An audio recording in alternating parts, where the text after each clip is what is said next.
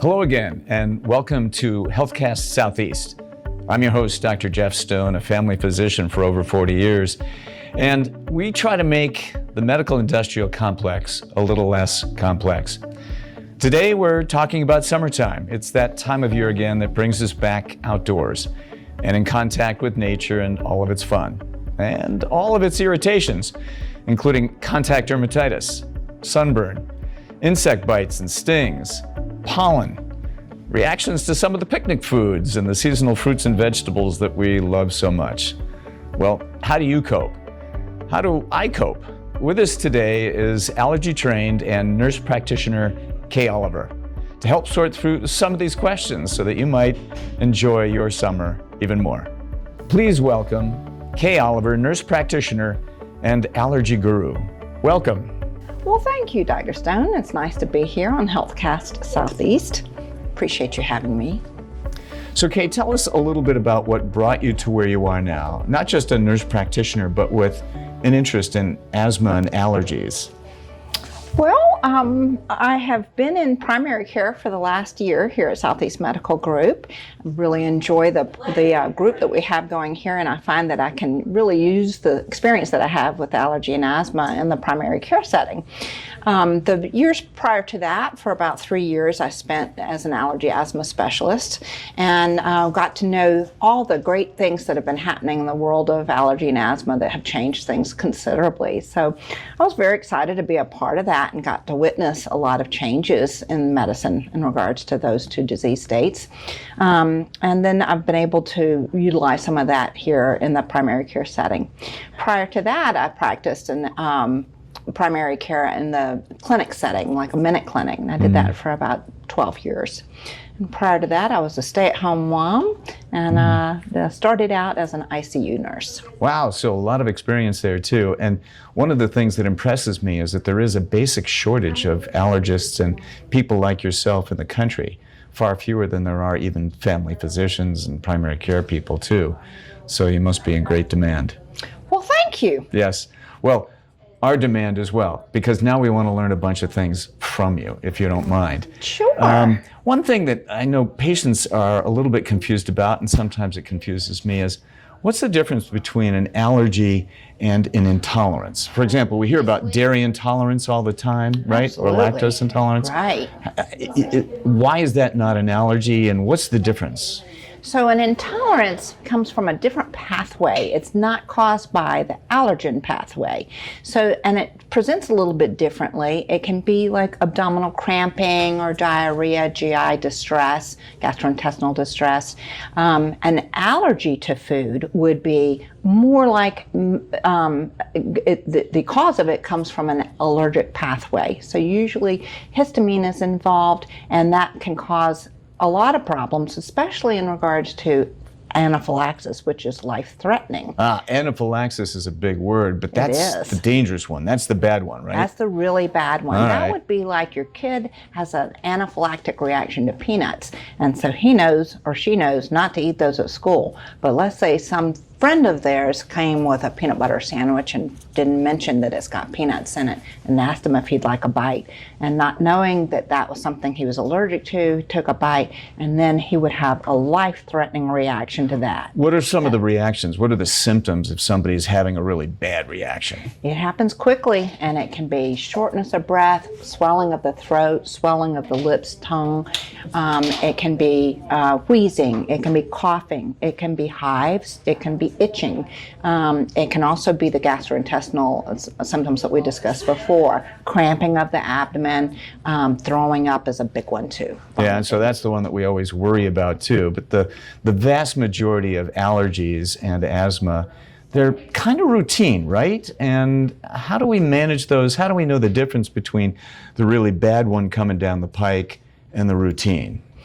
Well, I would say that allergies and asthma can be far worse than routine. There's a mild version, there's moderate version, there's severe, and that's in the asthma path, in the asthma sphere. For allergies, they can also be mild, moderate, or severe. So I've certainly seen people with severe allergies go into wheezing and asthma, and that can be a severe situation. An example would be somebody that might be allergic to cats, and they don't normally have cats, but they can get invited over to a place that has cats, and they might have forgotten to bring their inhaler with them. And their reason for wheezing would be exposure to something that they're allergic to, like cat dander. And then that can cause wheezing and shortness of breath, and it can actually cause their whole airway to close up. So I always talk to people that have allergies and say, you need to be prepared for unintended exposures to things that you're allergic to. That's why we spend so much time really getting to the bottom of what is causing your allergy symptoms. A lot of times people will say, my allergies are bothering them, and it can be all kinds of different symptoms. So we want to know exactly what your symptoms are, and then we really bore down to find out what the triggers are that's causing your symptoms. So when do you start that kind of testing? And is this just a discussion with your primary care provider? I mean, I know that I have a stuffy nose during ragweed season.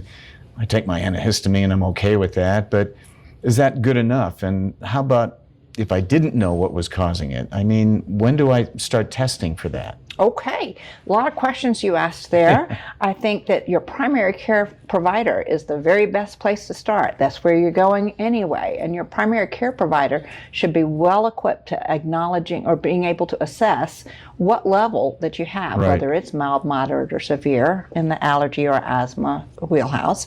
And it sounds like yours is fairly mild to moderate. You just get a stuffy nose, and it's probably in the late summer, early fall. You got if it. You are allergic to ragweed, that's when ragweed when ragweed is in season. So if you take an antihistamine and you're all better, then you're probably fine with that. However, I would say that more than likely you don't realize that the inhaled nasal steroids are now considered first-line treatment for even mild to moderate seasonal allergies. So the best treatment for you would be for me to recognize that you're allergic to ragweed and to start about 2 weeks before ragweed season starts with a nasal spray.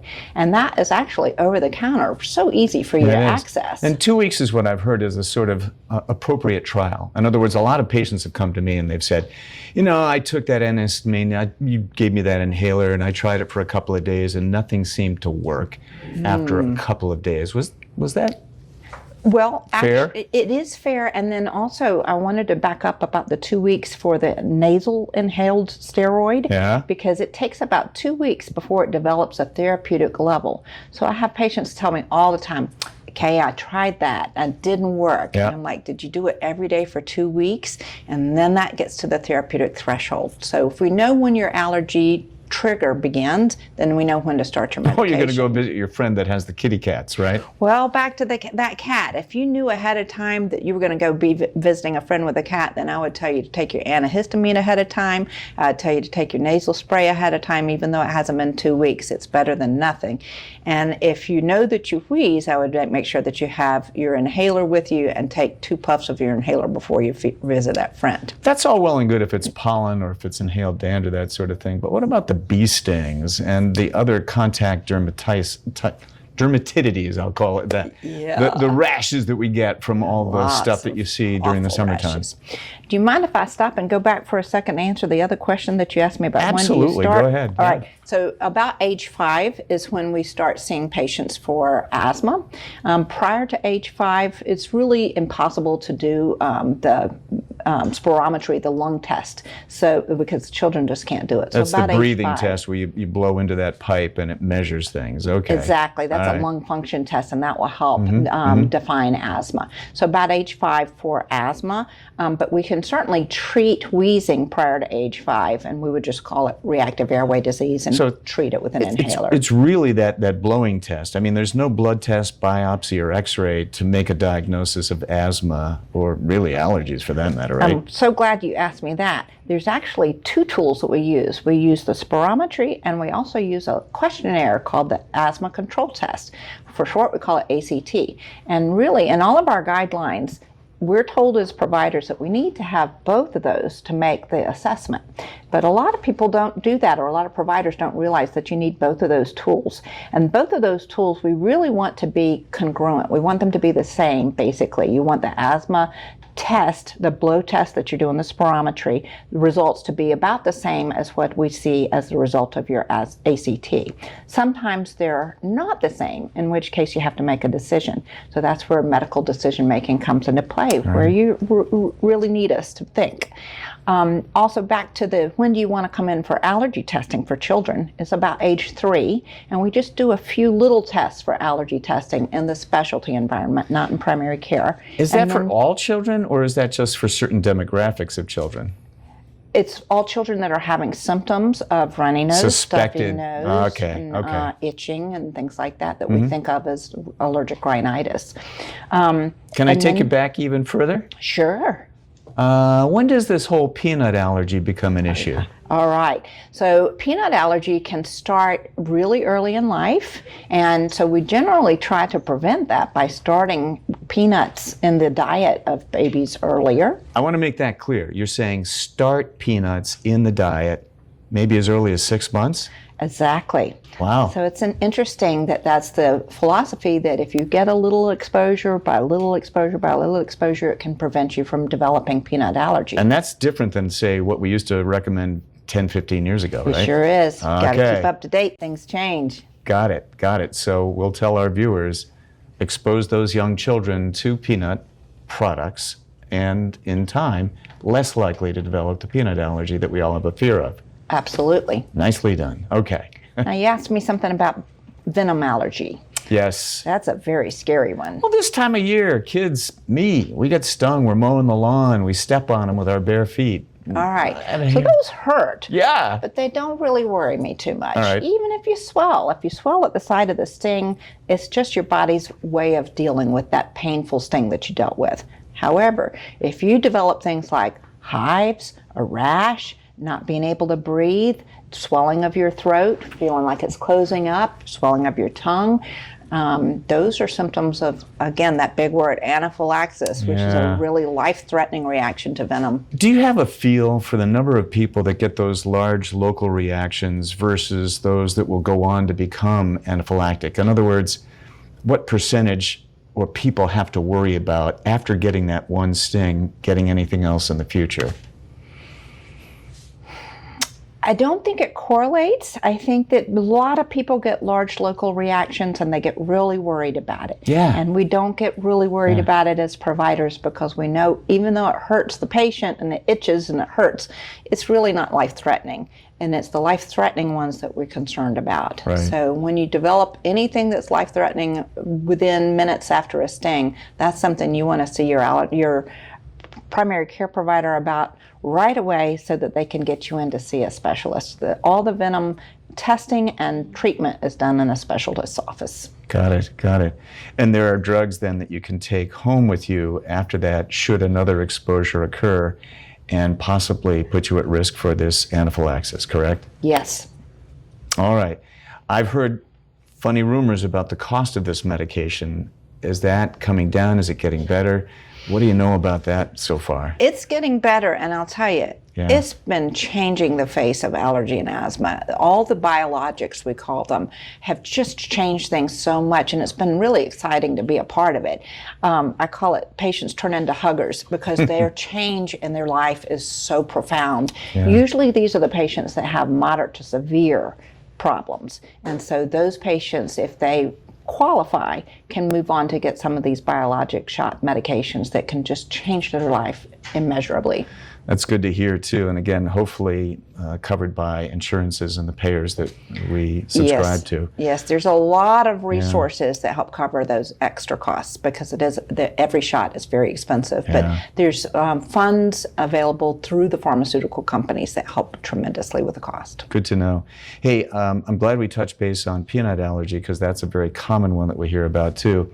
The other one that we hear about, especially as providers, is penicillin allergy, or at least the suspicion of penicillin allergy. What's your opinion on that? How often does that happen? how many of them are true allergies? Where does that come from? Is there a myth behind that? That's one of my near and dear conversations, because it really comes close to home with regards to my own family. My husband was diagnosed as having penicillin allergy and went his whole life telling every provider, I'm allergic to penicillin. That was really a negative thing to do, not getting tested for penicillin allergy to really confirm that he was allergic to it, because it eliminated an entire pathway of medications that he really needed to be taking for his frequent sinusitis.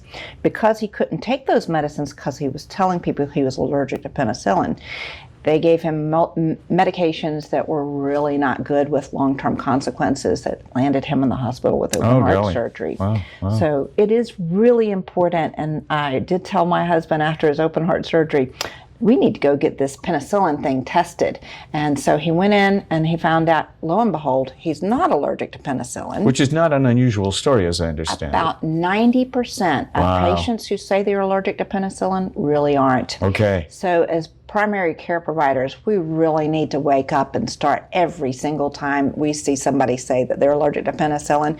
We need to ask them what their reaction actually was, and then for the most part, know who your local allergy asthma person is so that you can send them in. It is such a simple little test that's done on your inner arm right here, and it just takes a few minutes, and that can really save your life. I'm curious if there are any other drugs that are commonly considered allergenic, and that, you know, what you do, and at least your consideration for the choosing of maybe non-steroidal anti-inflammatories or sulfa drugs, things like that. Absolutely. There are people who are allergic, as you mentioned, to NSAIDs, and that would include aspirin and everything in the NSAID category.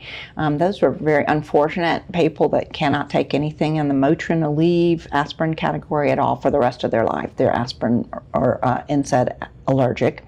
And then, as you mentioned, the penicillin one is a very common one to have allergy to. That's the one we hear about the most.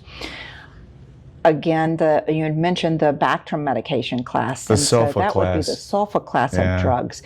And that one can be a real tricky one. That one can have a delayed onset of action, and it can be something that is not traditionally thought of as an allergic reaction. That would be a type 3 allergic reaction. That sounds very technical. It is kind of technical. It goes back to my husband again. He had one of those to the Bactrim. Oh, golly. Yeah, Poor guy. So, and it was hard to figure out. It took 5 providers to be able to diagnose him as being allergic to Bactrim.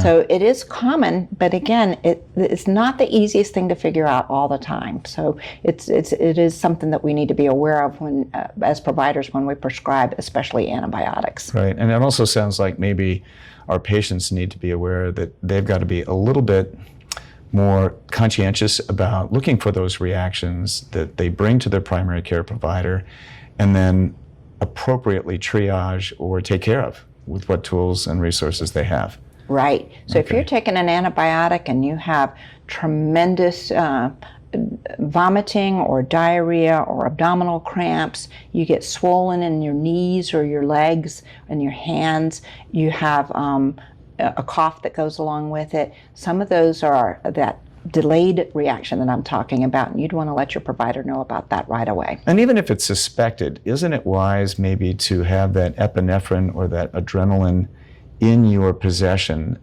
for the next time you're exposed to it? And you can do that. You can prescribe that. You sure? Yes, we can prescribe it as a primary care provider. Absolutely. Epinephrine is a valuable tool. Okay. What can you tell me about immunotherapy? That is to say, not the therapy we think of for treatment of cancer, but for the treatment of allergies or this thing called anaphylaxis.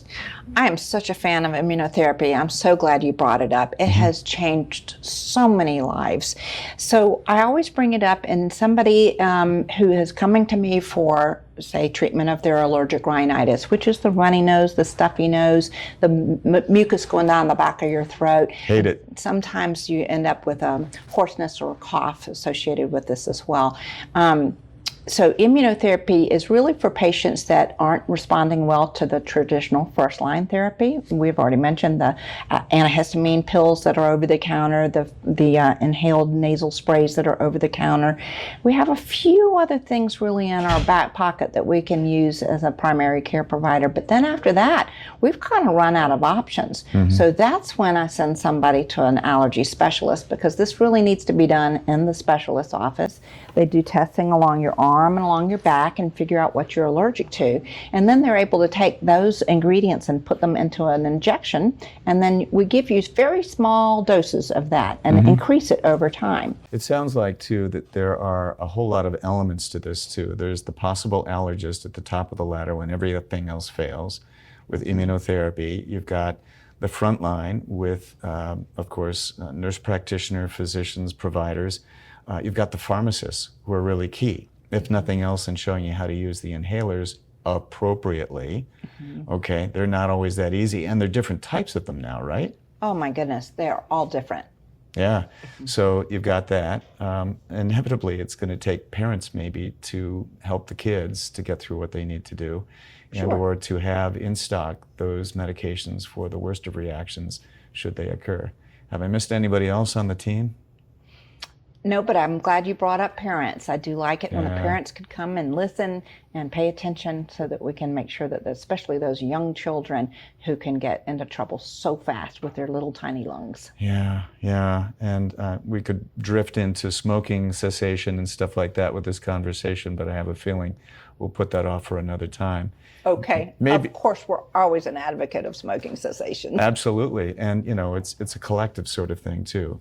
Making the house allergenically appropriate, right? Right, especially the bedroom, where you spend a third of your life. Say that again. You spend 1/3 of your life in the bedroom. Right, if you get 8 hours of sleep and you're allergic to dust mites, your face is planted into those dust mites for 8 hours a day. So that's really important. The bedroom is probably the most important part of the house to be allergy-free. That's interesting to know about the feather pillow, the down comforter, the wool blanket. And the dust mites are in all of those. And the shag carpeting. Oh, terrible. Do you still have shag carpeting? I know people anymore. that do. No, but we remember it. Yeah, you and I do. That's right. Wow, that's great. Are there any questions that I forgot to ask you about allergies, asthma, or anything to this point? Just be sure to bring up your symptoms to your primary care provider, and don't just think this is just a little something that I have to live with. A lot of times we've got something that can help you, so speak up. Yeah, good point. Well, thanks. Thanks for teaching us and bringing your information to us. You're so welcome. Thank you for having me. Well, I hope you've enjoyed this episode of HealthCast Southeast and our discussion with Kay Oliver. It's been my pleasure to be her host and learn something about this. We hope you've learned something as well, too. And if you like us, please let us know, give us feedback, and share HealthCast Southeast. For now, have a great day.